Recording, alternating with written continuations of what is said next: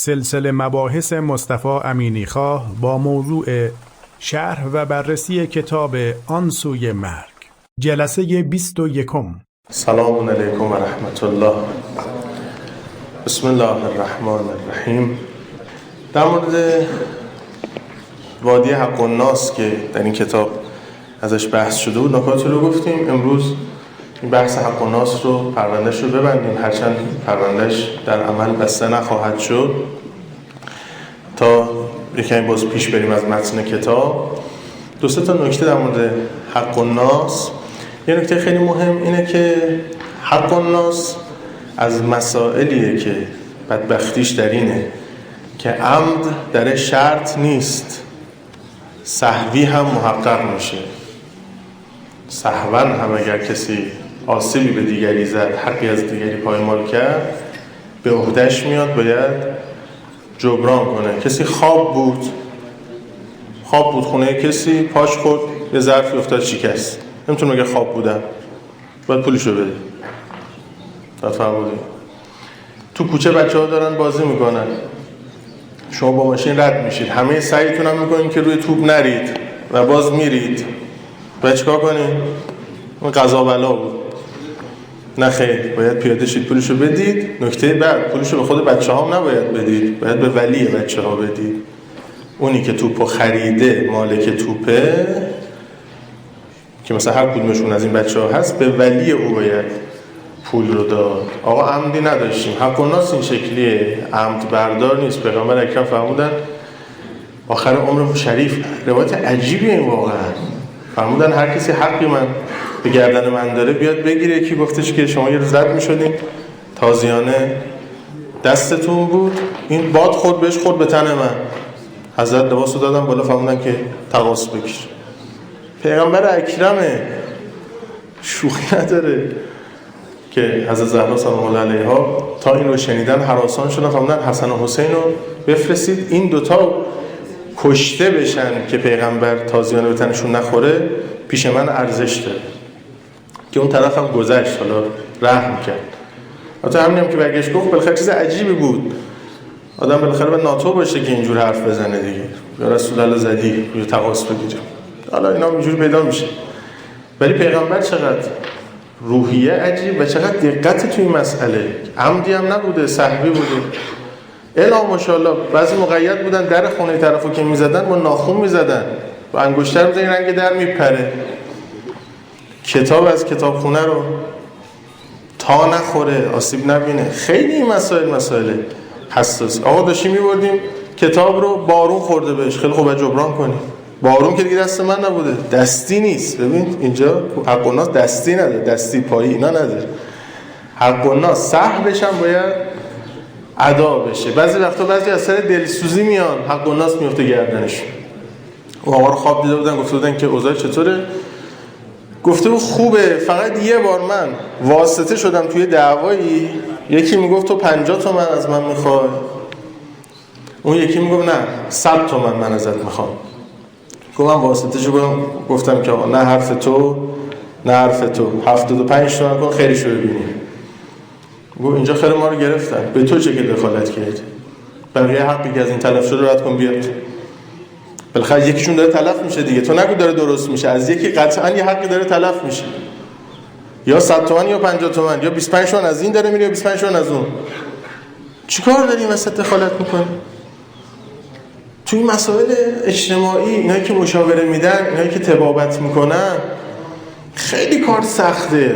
تو ابعاد مختلف های مهندسی خودمون آدم همه دقتشو به خرج نداده، یه خونه آسیب ببینه، یه ابزاری آسیب ببینه، همش با ماست، تبعات عمل ماست. یه حرفی رو آدم بزنه توجه نداشته باشه، دیگری میره عمل میکنه، اشتباه عمل میکنه، مشکل براش پیش میاد. مشاوره های غلط از اینن که بین ما بابه، طرف میگفت گوشم درد میکنه چیکار کنم؟ گفت برو بکش. گفت گوشو که نمیکشن، گفت دندونم درد میکردم کشیدم، تو گوش رو برو بکش. از این مشاوره ها زیاد داریم دیگه تو زندگی. اون یکی اینجوری بود رفت طلاق گرفت، برو طلاق بگیر. به همین راحتی فرمود یک کلمه کسی دخالت بکنه در طلاق کسی، خدا از اون نمیگذره. هر قدمی که برداره یه قدم به آتش، برای که بین دو نفر اختلاف بندازه.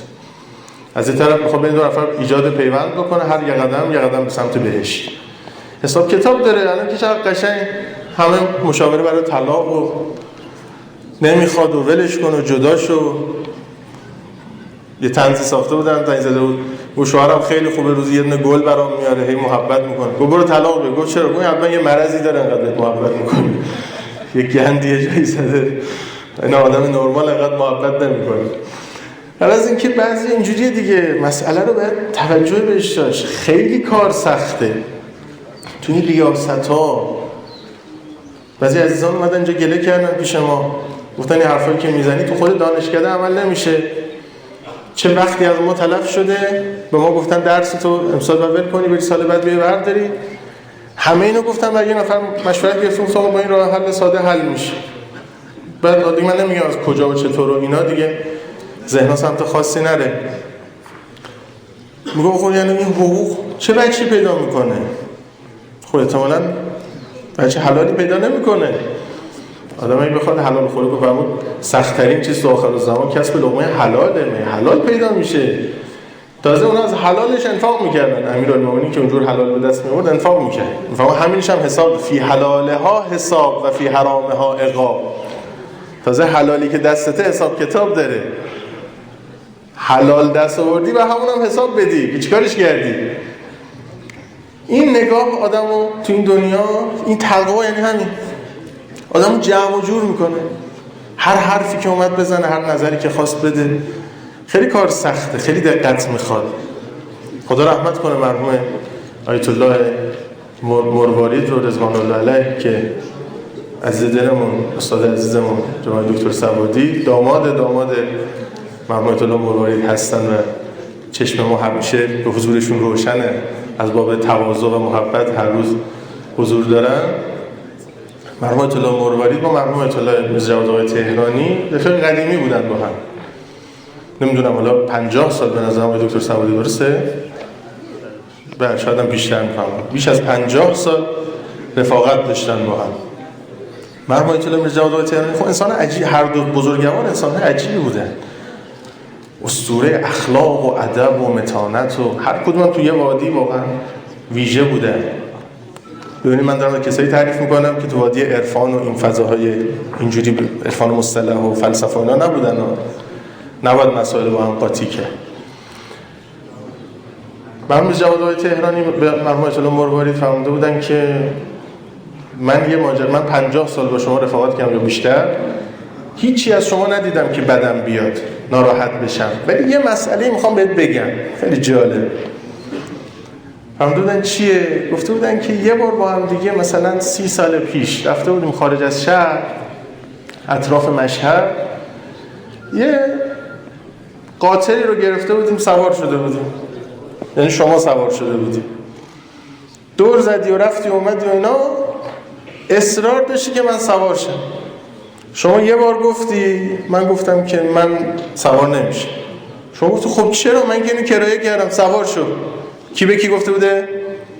مرحوم مروارید به مرحوم آیت الله تهرانی. مرحوم آیت الله مروارید به آیت الله تهرانی. آقا سوار شو. گفت نه من سوار نمیشم. گفت خب برای چی؟ به من بگو.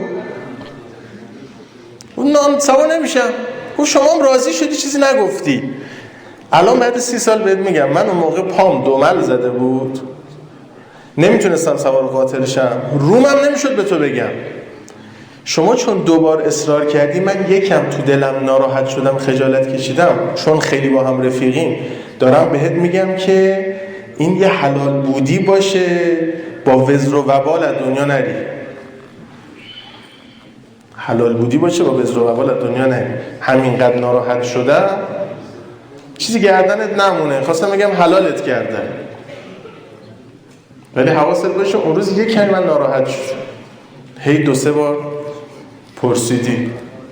حالا دیگه الان که تو استادیوم رئیس مافیا کیه؟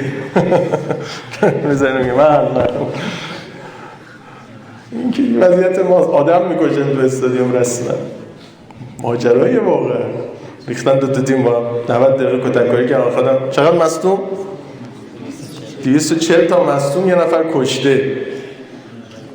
واقعا آدم میمونه. این تهمت ها و غیبت ها و توهینا و تبعاتی که داره تو جامعه، اثری که ایجاد میکنه، بدبینی هایی که میاره، نفرت هایی که ایجاد میشه، فرهنگی که ایجاد میشه، عجیبه واقعا. یعنی خیلی مسائل ما توجه بهش نداریم، باید توجه کنیم. پس در مورد این خسارات هم عرض کردم، حق الناس سهوا هم میاد.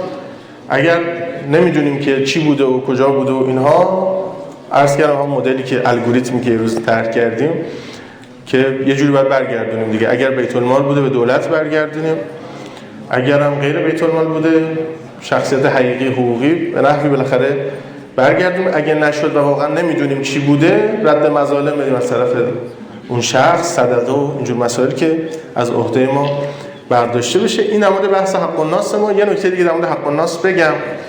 اون مرتبه بندی که کردیم جهنم ذات، صفات، افعال، این آقای دکتر داستان ما جهنم ذات نرفته بود. جهنم ذات هم خلود داره که یه توضیح عرض کنم، چون نیت طرف فاسده، بد ذاته.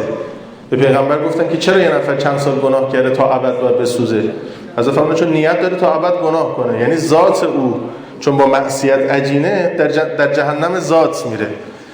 عناد رفته تو ذاتش، استکبار رفته تو ذاتش اون تجلی میکنه تا ابد میسوزه. بعضی پایین‌ترن در صفاتن، بعضی پایین‌ترن در افعالن. ایشون میگه من از اون چاله ها و اینا رد کردن ولی انداختن تو وادی حق الناس که این جهنم افعاله. اینجا اگه آدم حساب کتابش پاک بشه میتونه در بیاد بهش. یه نکته که هست اینه که بعضیا بدیاشون فاما من ثقلت موازینه، بفرمایید ادامه‌شو، فی عیشة راضیه و اما من خفت موازینه فامه هاویه. اونی که موازینش سبکه میندازنش تو جهنم، اعمال خیلی نداره. ولی اونی که اعمالش رو به راه حق الناس داره میبرن تو بهشت. تو یه مراتبی از بهشت، مراتب ابتدایی بهشت هست تا حق الناسش صاف بشه. بعضی اینو دقت کنید، خیلی نکته مهمیه، خیلی‌ها به این توجه ندارن. توی بهشت برزخی ما افرادی رو داریم که گاهی معذبن تو برزخ، بهشت ابدی نه، جنت عدن نه، بعد قیامت نه. تو بهشت برزخی افرادی رو داریم که گاهی معذبن. مرحوم شهید دستخیلی کتاب خیلی خوبی داره که اینو سفارش میکنن همه دوستان مطالعه کنن، کتاب داستان‌های شگفت. کلا کتاب شهید دستخیل فوق‌العاده است. از الطاف خدا این بود که ما اوایل بلوغ همه آثار ایشون هر چی بود 60 70 تا رو خوندیم تو 15 16 سالگی، یکی زیباتر و فوق‌العاده‌تر و واقعا آدم رو هوشیار میکنه. ما آدم نشدیم ولی کتاب زندگی ما اصلا نگاه ما رو به عالم عوض کرد. بعضی کتابا 20 سال رو چاپ نشد و رفتیم از این ور زیر خاکی پیدا میکردیم و میگرفتیم میخوندیم. کتاب استعاذه ایشون فوق العاده است، قلب سلیم ایشون فوق العاده است، گناهان کبیره عالیه، تفاسیر ایشون یکی بهتر. یادم بچه بودم تو اتوبوس کرج تفسیر حمد ایشونو میخوندم، یه آقای وایساده الان خاطره یاد اومد، نگاه کردید ما رفت آمدون یه جور بود که با اتوبوس میرفتیم بریم که بیشتر مطالعه کنیم، چون با تاکسی نمیشد مطالعه کرد. با اتوبوس یه ساعت وقتمون گرفته میشد تو رفت آمد، ولی یک ساعت میتونستیم مطالعه کنیم. تمام مسیر رو هم رفت هم برگشت مطالعه میکرد. بعد این تفسیر حمد شهید دستخیل داشتیم میخوندیم، یه آقای وایساده بود و گفت باریکلا یه نوجوان نشسته داره مطالعه میکنه. خیلی جلوی جمع از ما تعریف کرد، احسن پسرم باریکلا، چی میخونی حالا؟ کتاب گرفت، یه نگاه کردید عکس شهید دستخیل روش و یه آخوند، گفت وقت تو تلف نکن با اینا. جلو جمع هم چیز هم بالا ما رو فرستاد، حیفی تو بچگی تو داری گناه داری، حیفی. خلاصه کتاب شهید دستخیل خیلی عالی. یکیش داستان‌های شگفته. تو داستان‌های شگفت ایشون بنا داره، خب ایشون هم مجتهده، هم فیلسوفه، هم عارفه، بنا داره داستان‌های قطعی که با 2 واسطه، 1 واسطه، 3 واسطه به ایشون رسیده رو نقل بکنه. لذا همه ماجرا که گفته مستند و موثقه. خیلی هم داستان قشنگی. چند تا از این ماجراها از این قبیله که مثلا فلان آقا رو تو برزخ دیده بودن. یکیش اینه، حالا من یادم نبود که براتون داستانشو بیارم از خود کتاب بخونم، فقط اشاره میکنم، ان شاءالله میرید مطالعه میکنید. ایشون فهمیدن که طرف خواب دیدن که تو بهشت و اوضاع خیلی خوبه. بعد بهش گفتن اینجا کم کسی نداره. گفت نه، فقط یه بار یه زخم زبونی به فلانی نمیدونم زن مثلا مشقنبر زدن، صبح به صبح یه عقرب میاد سر 60 پای من تو برزخ و 60 و عقرب و اینا شکل میشه، همون متناسب با اونجاست. سر 60 پای منو یه نیش میزنه میره، ولی من تا شب به خودم میپیچم. تو بهشتم و اوضاعم خوبه، کباب و منقل و همه چی هم رو به راهه. این درده تا شب منو میسوزونه بابت یه زخم زبون. این معلوم میشه که تو حق الناس بعضش خوب بوده، بردن تو بهشت، اون چند تایی که داره رو باید صبر کنن تا اون طرف بیاد با هم حساب رسی کنن. پس بعضیا تو بهشت برزخی هم بابت حق الناس گرفتارن، بعضی تو جهنم برزخی هم بابت حق الناس گرفتارن. ایشون تو جهنم برزخی بوده و بابت حق الناس گرفتار بوده که اسمشو بذاره قاضی حق الناس. این تا اینجای ماجرا. یه چند خطی بخونیم و بقیه‌اش انشالله برای فردا. این بحثایی که ما اینجا ظهر با هم داریم به همه جلسات و بحث‌ها ما ترجیح میدیم، چون بحث‌های واقعا مهمیه. به لطف خدا دوستانم استقبالشون خیلی خوب بوده، هم اینجا هم جاهای دیگه. گاهی از جاهای ما فیدبک داریم و پیام میدن، واکنششون میدن، تعجب میکنم از کجاها دارن بحثو پیگیری میکنم با جدیت. یه پیامکی بر من اومده بود که پنجشنبه بود فکر کنم، از دوستانی که اصلا مال این دانشگاه اینجا نیستن، نوشته بود که من از الان باید تا شنبه عصر منتظر باشم که این فایلشو گوش بدم، طاقت ندارم. بعضی دوستان الحمدلله تازه این کتاب به نظرم خونده بوده خود شخصا. و الحمدلله دوستانم استقبال میکنن، دلها پاک، آماده است. با اینکه این حرفاییه که تشر توشه، آدمو میترسونه، ولی این از نورانیت دوستانه که من واقعا همیشه گفتم بچه‌های مهندسی فوق‌العاده‌ان. یعنی تو همه رشته‌های تحصیلی تو دانشگاه‌ها بچه‌های مهندسی میدرخشن. بچه‌های باهوش، نورانی، با صفا و بی ادعا. این خیلی مهمه. خود ریاضیات که محمد نراقی در معراج السعاده میفهمن کسی میخواد نورانیت باطن پیدا کنه و عقلش کار بیفته ریاضی بخونه. ریاضی و هندسه و حسابشون تو معراج السعاده میفهمن. خود ریاضی خوندن نورانیت داره، چون ریاضی گفتمان فلسفه و عرفانه و فیثاغورس یکی از فیلسوفان بوده و به نوعی عارف بوده فیثاغورس. حالا وارد این بحثش نمیشه. خود ریاضی خیلی لطافت باطن میاره. بچه‌های مهندسی هم همیشه تکن دیگه، معروفن به این نورانیت باطن و بی ادعایی. ادعا ندارن که آقا من مثلا این بحثت اینجور شده اینجا احوط بر این است و از این حرفا معمولا نداریم، راحتیم با رفقای مهندسی. خب یه چند خطی بخونیم. میگه که آقا نکته هست که نگفته باشید. میای دکتر میگه در مورد وادی حق الناس، میگه که فکر نمی‌کنم چیزی مونده باشه، شرحی که چیزی که لازم بود بگم و گفتم. اصارش اینه که من در اون غربت غمناک آواره بودم. من در اون غربت غمناک میان اعمالم آواره بودم. من در اون غربت غمناک میان اعمالم و پیامدهای منفیش آواره بودم. بیهوده تلاش میکنم تا وضعیت شوم و خرابم رو توضیح بدم. تأکید و به نوعی تکرار میکنم نمیتونم تمام حجم مصیبت‌هامو در کلمات زمینی بگنجونم. مثل اینه که بخوام آب دریا رو در فنجانی کوچک جای بدم و تقدیمتون کنم. بعد میگه که نویسنده میگه باید ازش تقاضا میکردم تا در مورد پیامدهای منفی اعمالش توضیح بده. همین که دهانم رو باز کردم گفت و من تا اون موقع هیچ آتشی در وادی حق الناس ندیدم.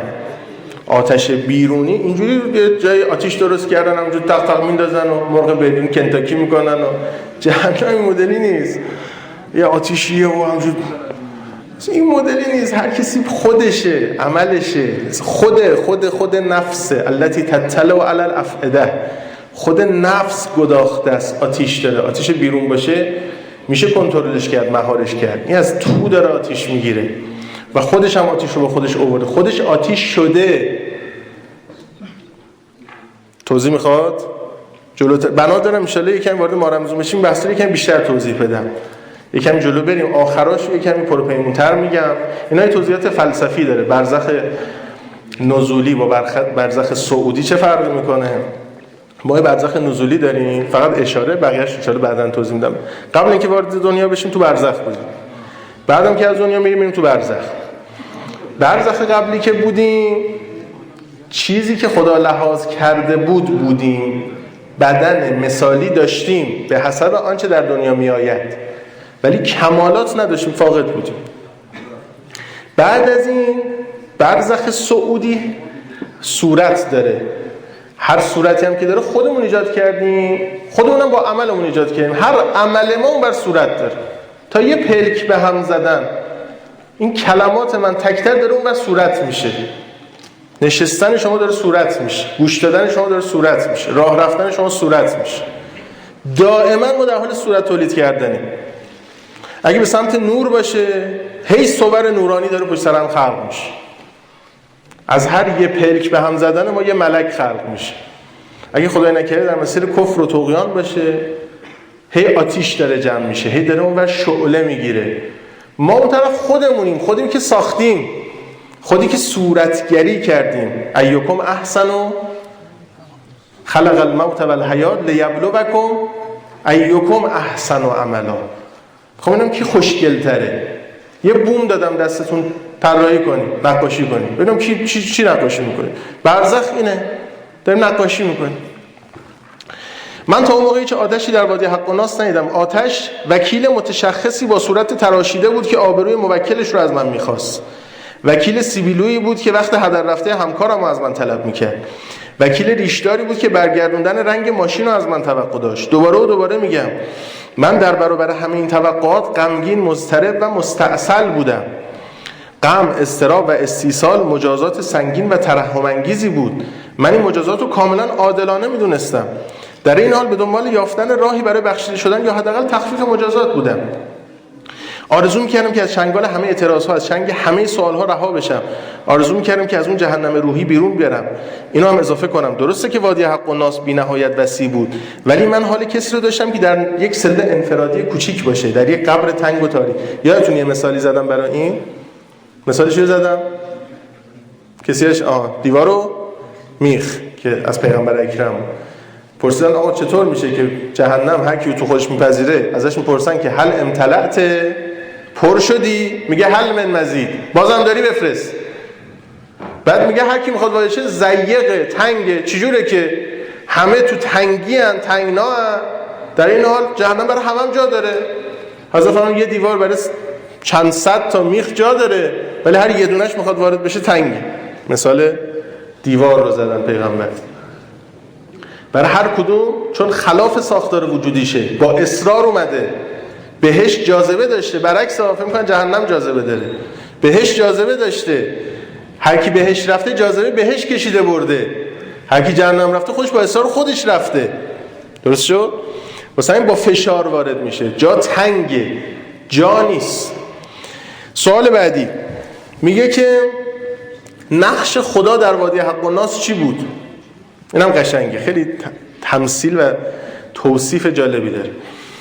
میگم خدا در وادی حق و ناس به عنوان یک قاضی حضور داشت، یک قاضی مقتدر و در این حال بسیار رؤوف. نمیدیدمش، اما احاطه مطلق او بر تمام آن محکمه کاملا محسوس بود. با وجود این من مستقیما با خدا طرف نبودم تا از او درخواست عفو کنم. مقابل من وکلای سختگیر قرار داشتن که به موکلینشون ظلم کرده بودم. تقصیر خدا نبود که من نمیتونستم رضایت اونها رو جلب کنم. بعد میگه اگه موفق به کسب رضایتشون میشدی چی؟ میگه اون وقت باید منتظر صادر شدن حکم خدا میموندم. حکم خدایی که عمیقاً به رأفت و سخاوتش ایمان داشتم. بذارید این مطلب با یک مثال دنیوی روشن‌تر کنم. فرض کن من آسیب به شما میرسونم. شما نزد قاضی شکایت میبرید. نزد یک قاضی که به دلرحمی و مدارا مشهوره. خب قاضی سخنان شما رو میشنوه، بعد اظهار ندامت منو نهایتاً از من میخواد که شما رو راضی کنم. میگه چنانچه موفق به این کار بشم با رأفت پرونده رو خواهد بست. دقت فرمودید؟ نکته در اینه که من باید شما رو راضی کنم نه قاضی رو. مثال خوبی بود، متشکرم. بعد میگه خب شما تو وادی حق و ناس دچار عذاب روحی بودید، آخرش چی شد؟ وادی حق و ناس تمومش کنیم. میگه یه بار که داشتم شدیداً زجه میزدم سکوت کرد. سوال: یه بار که داشتی شدیداً زجه میزدید؟ پاسخ: ناگهان به نحوی مبهم احساس کردم که کسانی در اطرافم حضور دارن. قدری که گذشت متوجه سایه‌هایی در هم، متوجه لکه‌های تار، تصاویری گنگ و لرزان شدم. رفته رفته تونستم به وضوح ببینمش. پرسیدم چی دیدید؟ گفت اشخاصی رو دیدم که پیش از اون نمیتونستم ببینمشون. گویا پرده‌ای جلوی چشمام کشیده بودن تا قادر به رؤیت اونها نباشم. میگه پس قبلا هم اطرافتون بودن ولی شما اونها رو نمیدیدید؟ میگه بله. شاید دونستنش براتون جالب باشه. یکی از اون افراد اون مرد چشمابی بود، همون مردی که تو تونل کنارم بود. او در وادی فقط 1 متر از من فاصله داشت. پرحرفی نکنم، حالا بعداً این آدم زنده است و میرن باهاش مصاحبه میکنن نویسنده. پرحرفی نکنم، من نه تنها جماعت بیشماری از آدم‌ها بلکه بدن اسیری خودم رو دیدم. بدن اسیری خودم و منظره کامل یا حقیقی اون وادی رو. آقای دکتر دقیقاً به من بگید موفق به رؤیت چه چیزایی شدی؟ چه چیزایی و چه کسایی؟ دیدم سراسر وادی پر از آدمه. پر از آدمایی که قبلا متوجه حضورشون نبودن. قرآن میگه که انهم جراد منتشر در سوره مبارکه قمر. سوره قمر یکی از سوره های عجیب و غریب قرآنه.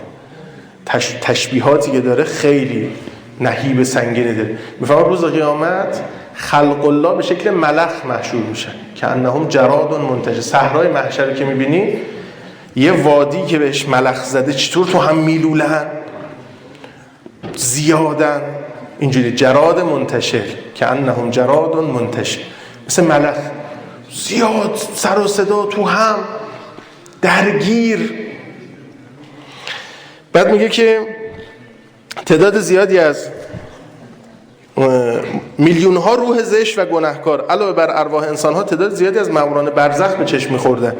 مامورانی نه با بدنهای انسانی، با ظاهری شبیه حاله نور. پشت سر هر یک از آدم‌ها از جمله خودم 2 مأمور در سکوتی کامل حضور داشتن. بقیه مأمورها در رفت و آمد بودن. شما با مرد چشمامی هم صحبت نشدید. در ابتدا نه، فقط گاهی نگاهی به هم مینداختیم، نگاه آگاهانه و هراس شترانی رو داشتیم که به مسلخ اومده باشن. بهتر بگم به مسلخ آورده شده باشن. منظره حقیقی وادی چگونه بود که انشالله فردا منظره حقیقی وادی رو با هم گفتگو میکنیم.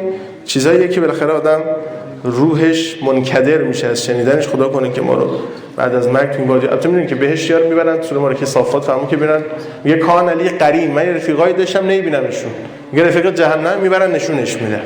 حالا این سوره مبارکه صافات این آیاتشو ان شاء الله یه روز براتون میخونم که جالبه.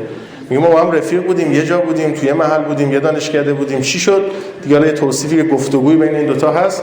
بهشتی‌ها رو میارن، جهنمی‌ها رو بهشون نشون میدن برای اینکه شکر کنن نعمتشون. جهنمی‌ها رو میارن، بهشتی‌ها رو بهشون نشون میدن که حسرتشون بیشتر بشه.